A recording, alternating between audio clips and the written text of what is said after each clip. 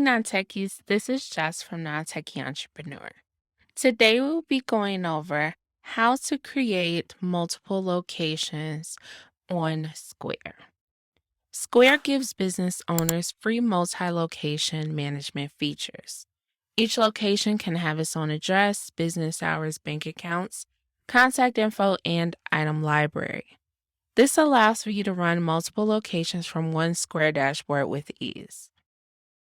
So to create a new location, you will go to the right-hand side where the name of your business is, and you will click Account Settings. This will open up the settings menu for your account. Then we will click Business and Locations. This opens up the locations portion of your account. So we will click Create Location. We will update the location business name if it is different from the main business. You can give it a nickname, enter in a business bio, which will be added to receipts and such. You can set it as a physical location or a mobile location. Set the address and contact info, your Twitter, Facebook, website, Instagram name. All of this information, your contact information, will be used throughout this location. You can add in your logo, point of sale checkout. Your point of sale is going to be 2328 by 1144 pixels for the best viewing side for this checkout background.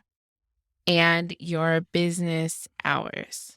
So you have your time zone, the days that you are open, you can check here, and then you will input your open time and your close time. This is used in a number of places, including online ordering, to help ensure that you are taking orders within the time that you're actually open and not when you're closed.